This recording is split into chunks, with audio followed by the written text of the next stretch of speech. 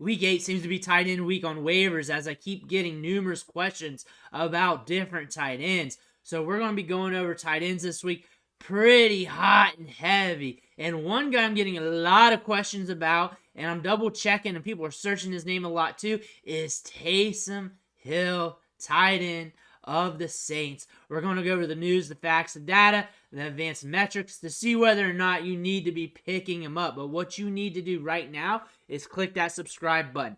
Tap it with your finger on your phone. Click it with your mouse on your computer. Just do that right now because we're doing these deep dives every day. We're going over the advanced metrics. I'm digging up numbers for you.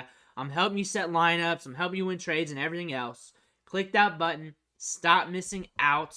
And let's see what's up with Taysom Hill here. Again, he's been having a good last couple of weeks. 16 fantasy points in week 7, 12 in week 6. We're getting a ramp up in snap share. And we know Taysom Hill has been that fantasy asset that just goes up and down on us, surprises everybody. He's that Konami code player these last few years. Whether he's at quarterback, running back, tight end, H-back, wherever he's at. He just has those mystical weeks that just comes around. We had one last week, and now everybody has those questions. He's a unicorn player. He is, because he just comes out of nowhere, gets you a good fantasy performance, and just goes back to his cave. And he just does that off and on throughout the season. It doesn't matter. Right now, he's limited in practice, which could hamper his ability on Sunday, but more than likely, he's going to be out there. So don't fret on that. But we're going to be looking into the numbers here. And this is what I mean about him being a unicorn. Because he's not a player that you project to be a top tier asset. But just randomly, throughout the year, every year, he gets you those green candlesticks. Those tight end 1 weeks. Whether he's playing quarterback, tight end, or whatever. Wherever he's at. He's running the football, getting over the goal line. Whatever he's doing, he's a jigsaw player. He's just that unicorn player that will get you those splash weeks. You got to account for that. He's a gamble. You also got a lot of those games where it's 0, 1, 2, 0.6, 0.2, 0.5, 4.7. You got a lot of those low moments as well. But those are winning weeks if you got them started on those top tier performances. It's not just a green candlestick. You're talking about 30 points, 28, 23, 27, 28, 16 last week. They're starting to lower and dip down in 2022 and 2023, but still, they're happening. They're still happening. That's something we got to account for in fantasy, even though he's a Konami code, a player that you don't rely on, but he's also a player that does something from time to time, and when it happens, you can tell by this. It goes and runs. It goes and runs, whether it's 1 or 2 games in a row, 3 games in a row, 4 games in a row. It usually goes in a little run there, and then it drops back off. So looking through his targets throughout the year, we know this. He's not a highly targeted player. He gets a lot of handoffs. Sometimes he's at quarterback. There's a lot of weird opportunities he gets. Right now, 8 targets and 5 targets in the last couple games, getting opportunities in the passing game. He is a Konami code Swiss Army knife and is just a hard player to project. But when he hits, he hits. That's the thing about him. When he hits hard. Another thing when projecting out for him, Juwan Johnson is going to be back. He's back at practice in a limited role. How much of the snaps he's going to see instantly when he's back? That's going to be a question we're going to have. Is he going to have a ramp-up period? Is he going to step in and start seeing targets? He is a very good pass catcher for the position. Is a guy who gets air yards. A guy who takes a good piece of the pie in the offense as well. So a player you need to account for when you're looking at Taysom Hill. But again, Taysom Hill. When I look at his picture, I see a little Joey Chestnut there. I see a little bit of that. If you watch MMA, I see a little bit of TJ Dillashaw. If those two people had a love baby, it would probably end up being Taysom Hill with the way he looks. Not being funny here, but his workout metrics are alright. 4.51 40-yard dash, 75th percentile, size adjusted speed score, good burst score. Good enough to get the job done. That's what we're seeing in the metrics here when we look at production over his last few years. That's why he's able to pop off in fantasy. Got good size adjusted athleticism. He's built like a taller running back, really, a 6'2", 221 pounds.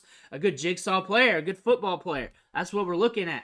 When we look at tight ends, when you think about them, if you're a tight end and you score in fantasy range of like tight end 8 to 10, you're really not too far off from scoring as the same as the tight end 25. And usually it's about 5 points difference. And how you could use that to your advantage in fantasy is you can either pay up for one of those top tier guys like a Kelsey or an Andrews or one of those guys, or you pay down, you get one of the cheaper guys, you play the matchups, you play for upside, and you know if you flop, you're not going to be too far off from a tight end 10. The counterpoint to that, because I'll always play devil's advocate, is you still need the fantasy points. You still need those 5 points. You still need 8 points. You still need that variance in your lineup. But again, if you want to shoot for upside and try to catch a splash week if you're hurting, that might be the way to do so. Taysom Hill is a splash week machine. He's a guy that can do that. And if you're looking for a splash week from a tight end, he might be the guy to do it. It's few and far between, but when it happens, it goes and runs, as we see in the charts. A guy that you're not going to count on to do that, but it's a gamble. It's a lottery ticket, and if he misses, you're not going to be too far off. But his downs are a lot lower than a lot of other starting tight ends, as we've seen historically. Looking at the schedule going forward, I don't think it matters. I think it matters just due to him getting opportunities, him getting goal line work, and him getting carries. Jamal Williams back in the fold, getting more opportunities. Alvin Kamara getting a lot of touches. I think it's just variance in that given game. I think it is. I don't think the matchups really matter that much. If he's getting an opportunity at quarterback, opportunity at running back, running the ball a little bit, getting some targets at the tight end spot, I think he's all over the place. I think it really matters just how nasty that game is, how the matchup's going, how they got the game scripted and game planned for that week. When I say scripted, not the NFL's a script, that they script out their plays to start things off and then how they roll into their game plan. Don't get that twisted. But still, Taysom Hill, he is going to be a guy that's just going to go off whenever he goes off. He's a firework. That's just how it is.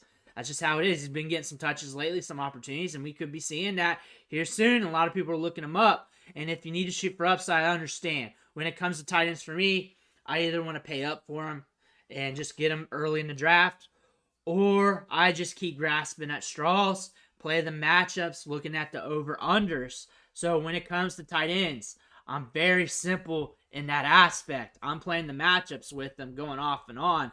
I do not expect to hold anybody I get off waivers for a long time. And you need him because he does have some upside. Maybe you're on the brink of making the playoffs. Maybe if you lose this week, you're out. Maybe you're going against the top team in your league. If you need that win and you need that splash upside, maybe you need him to dig deep for you and get that 30-point game. And there's not many other tight ends you can grab that could do that for you. And you just got a hope and a prayer there. That's why you need him. But usually you don't need the tight end. The tight end you're just playing matchups with. It's not a need. You're not FOMOing. That's what I'm saying here. And then you don't need him because you're good at tight end. You shouldn't have more than one tight end unless it's like a tight end premium league or a league where the tight ends just score more points or there's something funky with the tight end position. Really, you don't need more than one. And if you're good at tight end and you don't really need to look at them, we're going to be talking about a bunch of other tight ends on the channel this week because it's tight end week, it seems like, because all the questions I get are about tight ends. We got some young guys getting some opportunity, getting thrusted into a bigger role. Taysom Hill's getting a lot of questions. He's getting a lot of questions, so got to drop the answer. The thing about tight ends is they flop, it doesn't hurt you that bad. They just don't. You don't expect much from your tight ends. However, if they can hit for you, they help you out immensely. That's the thing about them. So shoot for upside if you're paying on the cheap. That's one thing I want to do. Don't try to get a roster clogger. Get somebody that can shoot you some upside. Taysom Hill can do that, but we got a lot of other good tight ends that we're going to be talking about, like a Michael Mayer, like a Dalton Kincaid, and some other guys, and McBride even. We're going to be talking about some tight ends, so make sure you stick around. Hit that subscribe button. Stop missing out. I want to thank you for watching. Catch you on the next video.